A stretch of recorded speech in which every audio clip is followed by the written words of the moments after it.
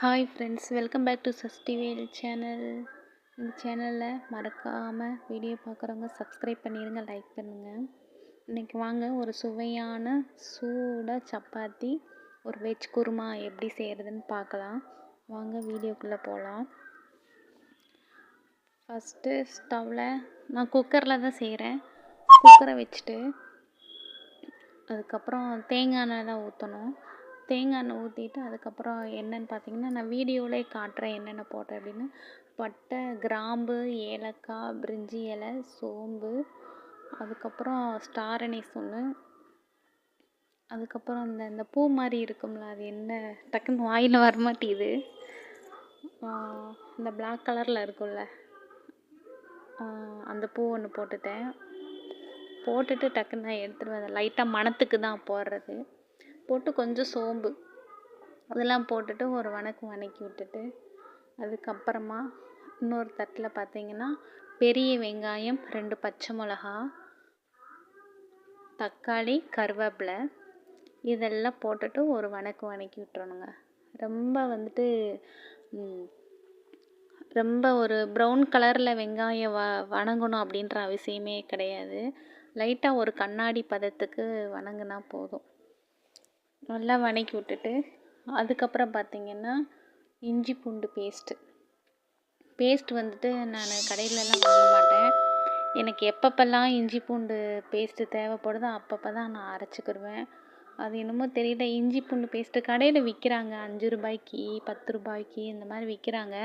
அது வாங்கி போடுறதுக்கு எனக்கு ஒரு திருப்தியே இல்லை. அது ஒரு நாள் வாங்கி பார்த்தா அது நல்லாவே இல்லை, ஸ்மெல்லே இல்லை. அது ஒரு மாதிரி இந்த வினிகர் ஸ்மெல் மாதிரி இருந்துச்சு. அப்போ இருந்தே நான் வாங்கவே மாட்டேன். நான் எப்போவுமே வாங்கவே மாட்டேன். ஒரு நாள் வாங்கி பார்க்கலான்னு வாங்கினேன், அது பிடிக்கவே இல்லை. அதே மாதிரி இந்த இஞ்சி பூண்டெல்லாம் அரைச்சி ஃப்ரிட்ஜில் ஸ்டோர் பண்ணி வைப்பாங்க. இஞ்சியெல்லாம் நிறைய கட் பண்ணிவிட்டு பூண்டெல்லாம் அப்படியே அதில் இஞ்சி பூண்டு பேஸ்ட்டாகவே அரைச்சிட்டு அதில் லைட்டாக ஃபுட்டு வினிகர் இருக்குது பார்த்தீங்களா, அதை ஊற்றிட்டு ஒரு கண்ணாடி பாட்டிலில் ஸ்டோர் பண்ணி ஒரு 20 நாளைக்கு அந்த மாதிரி வச்சுக்கிடுவாங்க. எனக்கு அதுவும் பிடிக்காது. நம்ம எப்பப்போ சமைக்கிறோமோ அப்பப்போ கொஞ்சம் இஞ்சி பூண்டு எடுத்து ஒரு பேஸ்ட் மாதிரி போட்டு அப்படியே நம்ம போட்டுக்கலாமே, அதனால் என்ன. இஞ்சி பூண்டு பேஸ்ட்டெல்லாம் போட்டுட்டு நல்லா வணக்கிட்டு அதுக்கப்புறம் 2 தக்காளியும் போட்டு நல்லா லைட்டாக உப்பு, தக்காளி ரொம்ப வணங்கணும் அப்படின்றது கிடையாது, லைட்டாக ஒரு உப்பு போட்டுட்டு அப்படியே நல்லா வணக்கி விட்டுட்டு இப்போ இது நம்ம இதில் என்ன காய்கறியெல்லாம் நம்ம ஆட் பண்ண போகிறோன்னு பார்த்தீங்கன்னா கேரட்டு, பீன்ஸு, அப்புறம் உருளைக்கிழங்கு. நான் பட்டாணி ஊற வைக்கிறதுக்கு மறந்துட்டேன். காலையில் தான் திடீர்னு பசங்க கேட்டாங்க. நைட்டே சொல்லியிருந்தாங்கன்னா ஊற வச்சுருக்கலாம். நீங்கள் பட்டாணி போடுறதா இருந்தாலும் கூட போட்டுக்கோங்க. அதுக்கப்புறம் நான் காலிஃப்ளவர் போட்டிருக்கிறேன். கேரட்டு, பீன்ஸு, உருளைக்கிழங்கு, காலிஃப்ளவரு இதெல்லாம் ஒரு காயாக உள்ளே போட்டுட்டு நல்லா வணக்கி விட்டுட்டு அதுக்கப்புறமா அதுக்கு அந்த காய்கறிக்கு தகுந்தபடி ஒரு அரை உப்பு போட்டுட்டு நல்லா வணக்கி விட்டுட்டு அதுக்கப்புறம் நம்ம மசாலாத்தூள் என்னென்ன போடணும் அப்படின்றத பார்த்திங்கன்னா கொஞ்சம் மஞ்சத்தூள், கொஞ்சம் கரம் மசாலா, கொஞ்சம் மட்டன் பொடி. சக்தியில் தான் நான் எல்லா ப்ராடக்ட் எல்லாமே நம்ம வீட்டில் எல்லாமே சக்தியில் தான் இருக்கும். மஞ்சத்தூள், உப்பு, சால்ட் உப்பு, அதுக்கப்புறம் கரம் மசாலா, மல்லித்தூள் போடுறதா இருந்தால் போட்டுக்கலாம். இன்றைக்கி என்கிட்ட மல்லித்தூள் இல்லை, அதனால் நான் போடலை. மட்டன் மசாலாவே போட்டுட்டேன். மல்லித்தூள் போட்டிங்கனாலும் நல்லாயிருக்கும். போட்டு கொஞ்சம் நம்ம காரத்துக்கு எவ்வளோ தேவையோ அவ்வளோ போட்டு கொஞ்சம் மிளகாத்தூள் போட்டுட்டு நல்லா கொஞ்சம் தண்ணி ஒரு செம்பு, நமக்கு கிரேவி எந்த பதத்துக்கு நமக்கு தண்ணி வேணுமோ அந்தளவுக்கு ஒரு குட்டி செம்பில் நான் ஒரு செம்பு தண்ணி நான் ஊற்றிட்டு நல்லா எல்லாத்தையும் கலந்து விட்டு ஒரு குக்கர் மூடி போட்டு ஒரு 7 நிமிஷம் நல்லா வேக விட்டுட்டேன். ஏன்னா அதுக்குள்ள அந்த காலிஃப்ளவரு அப்புறம் இந்த கேரட், பீன்ஸ் எல்லாம் ஒரு பதத்துக்கு நல்லா வெந்துடும். வெந்ததுக்கப்புறம் நல்லா கிளறி விட்டுட்டு குக்கர் மூடிட்டு ஒரு 7 நிமிஷம் நல்லா வேகட்டு. எந்த டிஸ்டர்ப் பண்ணவே வேண்டாம், அது வேகட்டுங்க. அதுக்கப்புறம் நமக்கு நல்லா சாஃப்டாக நமக்கு சப்பாத்தி வேணும் அப்படின்னு நினச்சிங்கன்னா ஒரு கடாயில் வந்துட்டு நமக்கு தேவைக்கேற்ப மாவு எடுத்துக்கோங்க. எடுத்துட்டு அதில் பார்த்தீங்கன்னா கொஞ்சம் உப்பு, அதுக்கு தேவையான அளவு உப்பு எடுத்துக்கோங்க. உப்பு எடுத்துட்டு அதிலே போட்டு ஒரு ஸ்பூன் விட்டு கலந்துக்கோங்க. கலந்து விட்டுட்டு அதுக்கப்புறம் நம்ம எண்ணெய் நம்ம ஒரு கடல் எண்ணெயாக இருக்கட்டும், கோல்டு வின்னராக இருக்கட்டும், எந்த எண்ணெயாக இருந்தாலுமே 1 ஸ்பூனோ 2 ஸ்பூனோ அதில் வந்துட்டு அந்த மாவில் வந்துட்டு கொஞ்சமாக விடுங்க. விட்டுட்டு தண்ணி பார்த்தீங்கன்னா தண்ணி வந்து நல்லா சூடாக இருக்கணும். அதாவது நம்ம கை பொறுக்கிற அளவு இல்லாமல் கொஞ்சம் வெது வெதுன்னு நம்ம மாவு பிணையிற பதத்தில் சூடாக இருக்கணும்.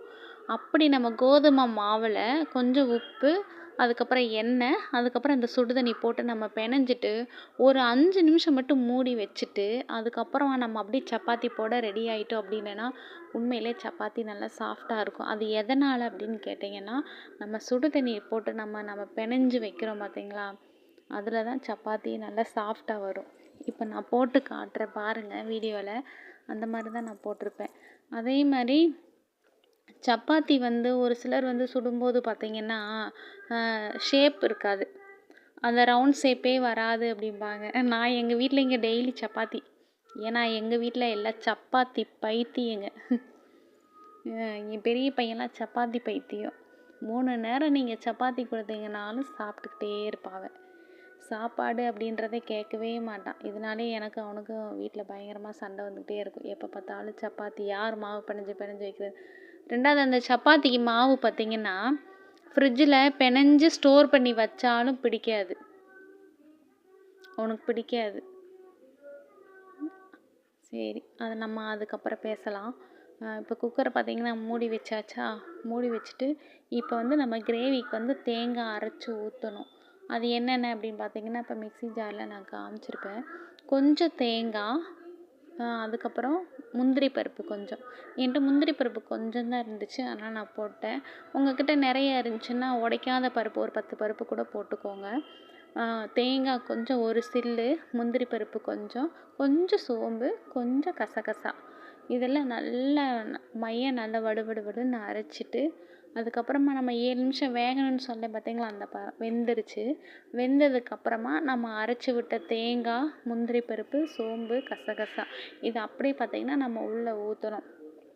அரைச்சிட்டு உள்ளே ஆட் பண்ணிவிட்டு அதுக்கப்புறமா மிக்ஸி ஜாரை கழுவிட்டு அந்த தண்ணி வேஸ்ட் பண்ணாமல் அதிலே ஊற்றிடலாம். ஊற்றிட்டு நமக்கு எவ்வளோ கிரேவி எவ்வளோ அப்படின்றது நமக்கு அதிலே பார்த்தா தெரிஞ்சிருக்கும்.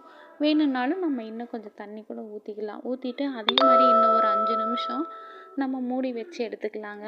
எடுத்துட்டு அதுக்கப்புறமா உப்பு, உரப்பு இதெல்லாம் கரெக்டாக இருக்குதான்னு பார்த்துட்டு ஓகே கரெக்டாக இருந்துச்சுன்னா, தண்ணி எல்லாமே கிரேவி எல்லாம் நமக்கு போதுமான அளவுக்கு இருந்துச்சுன்னா மல்லித்தழையை கிள்ளி போட்டுட்டு ஒரு 5 நிமிஷம் மூடி வச்சுட்டு அப்புறம் ஸ்டவ்வை ஆஃப் பண்ணிட வேண்டியதுதாங்க. இப்போ சுவையான நல்ல வெஜிடேபிள் குருமா வந்து ரெடி ஆயிடுச்சு. நல்லா கம கம கமன்னு மணக்குது.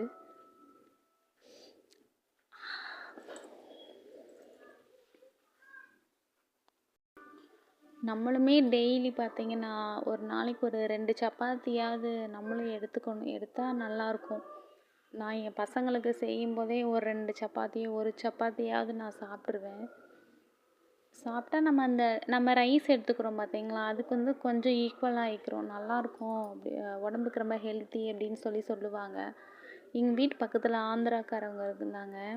அவங்கெல்லாம் பார்த்தீங்கன்னா மத்தியானம் வந்து எப்போவாச்சும் தான் ரைஸ் சாப்பிடுவாங்க. அப்படியே அவங்க ரைஸ் கொஞ்சமாக சாப்பிட்டாலும் கூட அது கூட ஒரு சப்பாத்தி வச்சு சாப்பிட்டுக்குவாங்க. ஏன்னா அவங்கெல்லாம் அதுதான் சாப்பிடுவாங்க. நைட்டு மேக்ஸிமம் பார்த்தீங்கன்னா களி தான் கிண்டி சாப்பிடுவாங்க. அவங்க சமையலே வேறு மாதிரி இருக்கும். எங்கள் வீட்டில் பசங்க வந்துட்டு காலையில் இன்றைக்கி சாட்டர்டேன்றனால சின்ன பையனுக்கு ஸ்கூல் இல்லை, பெரிய பையனுக்கு தான். அதனால் அவனுக்கு மட்டும் சப்பாத்தியும் வெஜ் குருமாவும் போட்டு கொடுத்துட்டேன். காலையிலே அதையே சாப்பிட்டு எடுத்துகிட்டு போயிட்டாங்க.